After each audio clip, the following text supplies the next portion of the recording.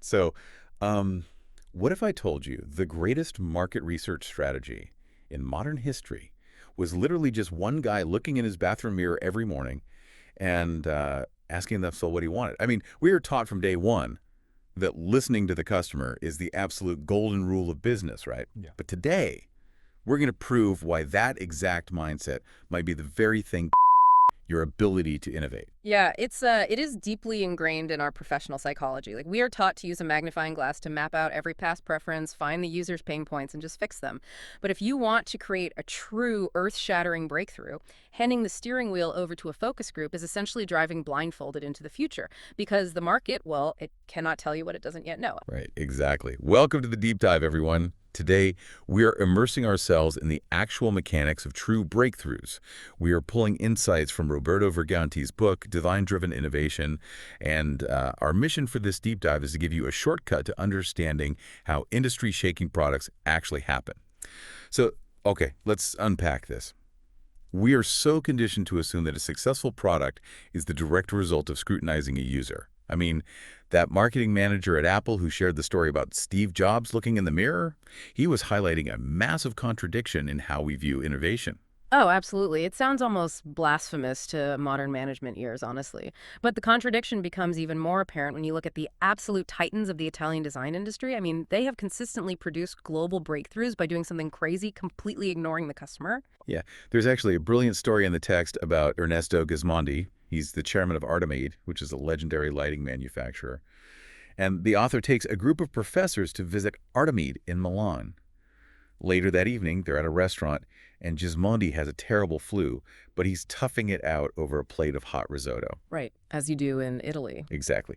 And an American business school professor leans over and asks him what kind of market research his company did to analyze user needs for their groundbreaking new lamp. And Gismondi just stares at him, totally baffled, and says, "Market? What market? We do not look at market needs. We make proposals to people." Which is amazing because the professor literally thought he misheard him over the noise of the restaurant. Because in standard business education, I mean, if you don't ask the market, you are flying blind. It violates every single rule of user-driven innovation. But think about it from like a medical perspective. Relying entirely on user-centered design to invent a radically new product is like a doctor asking a patient to not only diagnose their own complex illness, but to literally invent their own cure right there in the exam room. That's a great way to put it. Right, because the patient can describe the symptoms perfectly. They know exactly where it hurts, Yeah. but they do not have this specialized biological knowledge, the historical context, or the vision to invent antibiotics from scratch. They can only point to the pain relievers that already exist and ask for them to be, slightly stronger. What's fascinating here is that user-centered innovation is perfectly fine, even necessary, really, for incremental changes. Like if you are trying to make a lamp use 10% less electricity or make a software tool load a fraction of a second faster, you absolutely should scrutinize the user Sure, yeah. because that is optimizing the present. But it fails miserably at radical innovation. If you want a quantum leap, you simply cannot ask the market. The market only knows the dominant meaning that currently exists in their lives. Okay, building on that, if we are completely abandoning the market's list of requested features, what exactly is the output we are creating? The text argues we aren't innovating features at all, right? We are innovating the meaning of a product. That is the fundamental truth driving these breakthroughs. People do not just buy physical objects or lines of code. They buy meanings. They interact with things for profound emotional, psychological, and sociocultural reasons, not just utilitarian ones. Wow, okay. And when you realize that meaning itself becomes a hard subject for research and development, just like software engineering or chemical biology. So if you were designing a new product today, your first instinct might be to ask people how to make it more efficient. But let's look at how companies have successfully overturned meanings by transforming, say, pain or exclusion into joy and inclusion, like Nintendo and Whole Foods. Oh, perfect examples. Before the Nintendo Wii launched in 2006, the industry's paradigm was entirely focused on passive, hyper-realistic immersion. Sony and Microsoft were in this technological arms race over processing power and complex controller mastery. You had to be deeply invested, almost an expert, to play. And Nintendo recognized that dominant meaning a complex, isolated challenge for experts, and they completely rejected it. With the Wii's motion-sensitive controllers, they transformed the console into active, physical entertainment and socialization for everyone in the real world. Oh, wow, right. You could suddenly play tennis in your living room with your grandparents. Exactly, without needing to memorize a dozen button combinations. The meaning shifted from exclusive virtual mastery to inclusive social joy. And the business result was staggering. Within 6 months of release, Wii sales in the US were double the Xbox 360 and quadruple the PlayStation 3, with significantly higher profit margins. That's wild. And Whole Foods did the exact same thing to the grocery industry. I mean, decades ago, buying healthy organic food felt like an ascetic penance. It was a miserable experience. Oh, totally. You went to a dingy little cooperative store, the lighting was terrible, the food looked sad, and you basically suffered for your health because you felt it was the right thing to do.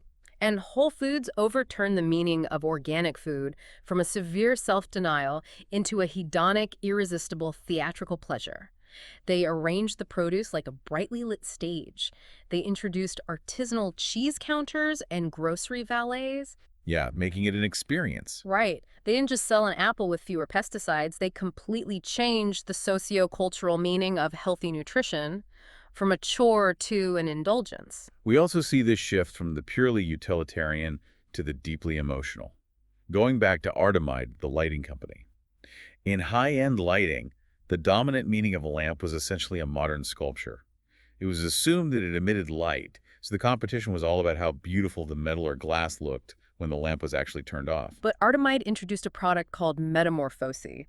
It wasn't just a physical sculpture. It was an entire system emitting colored light that you could control to adapt to your mood. Right.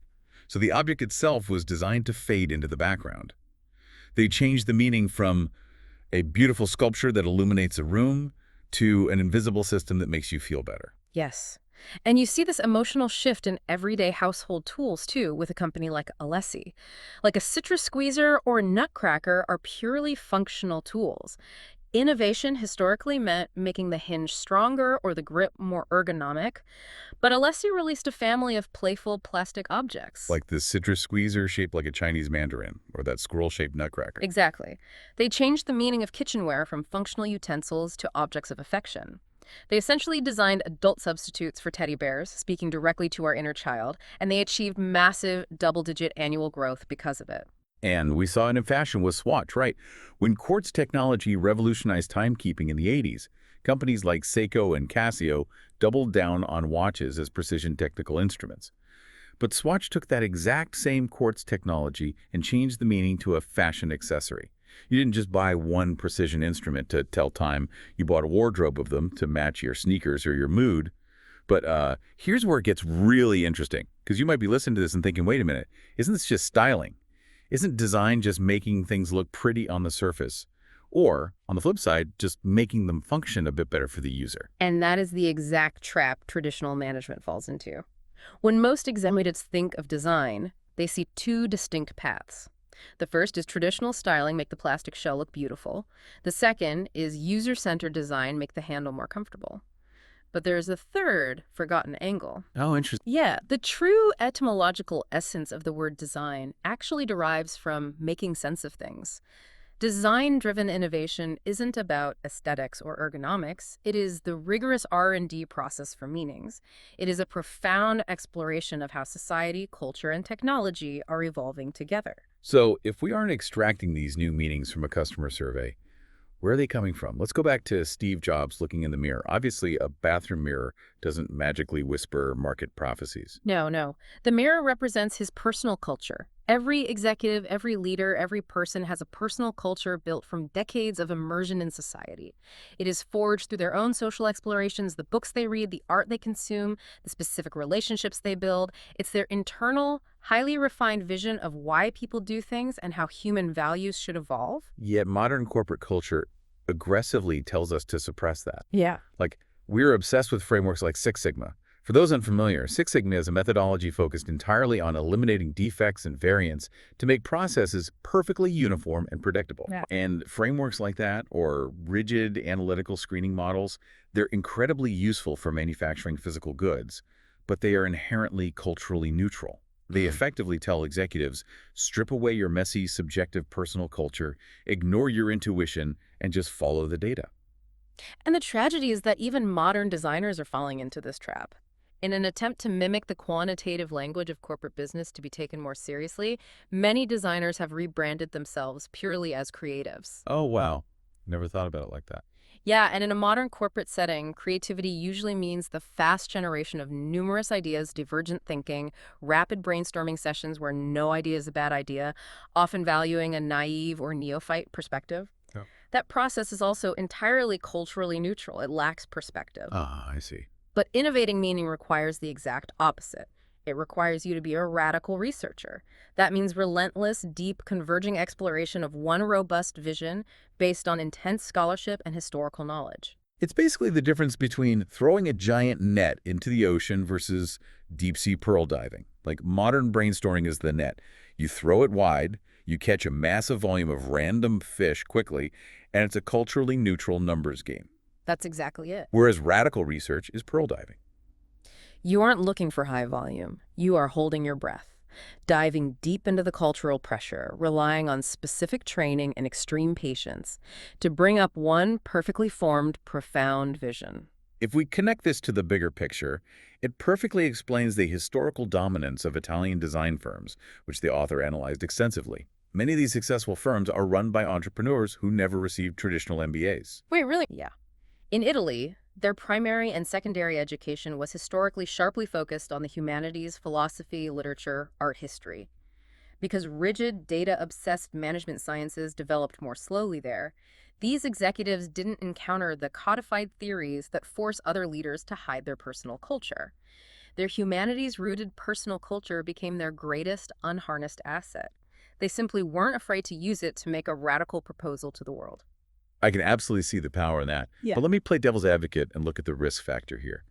An executive uses their deep-sea pearl diving, their own personal culture, to cook up a grand proposal.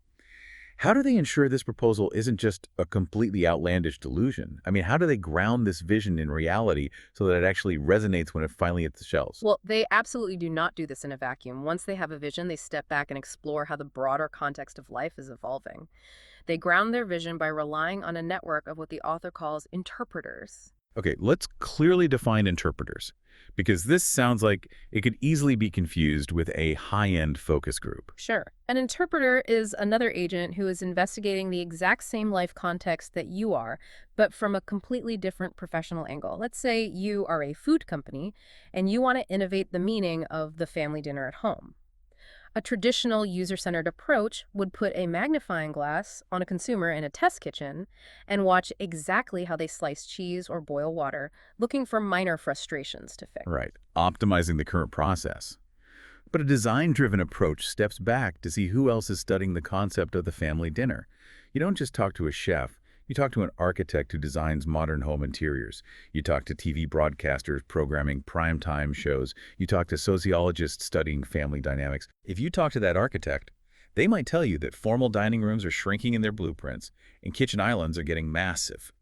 That tells the food company that the meaning of family dinner is shifting from a formal, seated event to a casual, collaborative cooking experience. Those architects and sociologists are your interpreters. That's spot on. The mechanism is cross-pollinating cultural observations. But let me push back on the methodology for a second. If you are reaching out to all these external voices, artists, broadcasters, architects, aren't these companies essentially just crowdsourcing ideas? Like setting up a giant open innovation suggestion box on the internet and seeing what floats to the top? That is a critical distinction, and the answer is emphatically no. Sourcing 10,000 ideas from a public poll or an anonymous crowdsourcing platform does not generate radical meaning. It generates average consensus. Oh, that makes sense. The process of using interpreters relies on highly exclusive, closed relational assets. It's an elite, private circle. You are carefully searching, selecting, and attracting forward-looking researchers who have something profound to say. It is about deep, rigorous, private collaboration with a few brilliant minds, not a public popularity contest. Okay, so we know what we are doing, innovating meanings, not just features. We know who we are talking to, these elite interpreters who are studying the same life context. So how does a company actually execute this? The sources break this down into 3 highly specific actions. Right.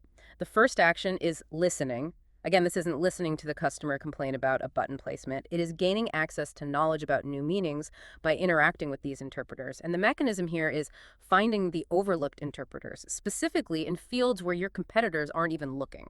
So if everyone in your industry is talking to tech bloggers, you need to go talk to an anthropologist or an avant-garde theater director. Exactly. You are intentionally mapping out the blind spots of your industry's culture. Okay, and the second action is interpreting. This is where you bring that external knowledge back in-house. And the mechanism here is crucial. It's an internal process of recombining that external cultural knowledge with your own proprietary technologies. Yeah. It is not slapping sticky notes on a whiteboard in a frantic hour. No, definitely not. It's rigorous. You're taking the architect's insight about the kitchen island and engineering a food product that fundamentally requires collaborative preparation. It is exploratory R&D applied to meaning, which involves serious friction and iteration to get right. And then there is the third action, which is perhaps the most strategic of all, addressing. Radical innovations of meaning are inherently unexpected. If you just drop a revolutionary product onto the market out of nowhere, it might be rejected because people are confused by it. Addressing is how you prepare the market. You leverage the seductive power of the interpreters you've been working with. You essentially use them to prep the soil before you plant the seed. Exactly. Because you involved these architects, sociologists, or artists in your private research process, they internalize your novel vision. And because they're highly influential in their own domains, they build real homes, write cultural articles, direct media. They inevitably start changing the broader life context around your upcoming product. Wow, so they shift the cultural conversation on their own platforms. Right. So when you finally release your unexpected product, the public has been subconsciously primed for it, the environment has evolved, and your radical product suddenly makes perfect intuitive sense. So what does this all mean? Why does this matter for you, the person listening to this deep dive right now? Whether you are a corporate manager, a software engineer, an artist, or just someone trying to solve a complex problem in your own life, you need to realize something profound. Your personal culture, your unique background, the books you read, the specific way you view the world is not a liability to be hidden behind a culturally neutral spreadsheet. And your personal relationships, the deep conversations you have with diverse experts completely outside your immediate bubble, those aren't just casual networking. They are an unreplicable superpower. They are your own private R&D lab for navigating the future. It demands a total shift in perspective. Design is not a coat of paint you slap on at the end of an assembly line to make something look palatable. It is the radical research and development of what things mean to human beings. And you do not have to wait around for users to tell you what they want. In fact, if you wait for the market to ask for it, you are already too late, because they will only ask for what your competitors have already conditioned them to expect. You can confidently step forward and make them a proposal based on your own deep, culturally rich research. It's the difference between asking a focus group if they want a slightly faster CD player and proposing a world where they carry their entire music library in their pocket. It's taking the magnifying glass off the present moment and using your personal culture as a telescope for the future. Thank you for joining us on this deep dive. I highly encourage you to look in the mirror today, embrace your unique personal culture, and start thinking about the proposals you can make to the world. This raises an important question for you to take with you today. Look at the primary tool you use in your daily work, whether it's a piece of software, a financial spreadsheet, or a physical hammer. Right now, it has a dominant meaning. It is used in a very specific, widely accepted way. What would happen if you didn't try to make it 10% faster or 10% more efficient, but instead completely overturned what it means to use it? What is the we or Whole Foods version of your daily routine? It makes you wonder, right? If you stop obsessing over what the market already knows, what kind of entirely new reality might you actually create?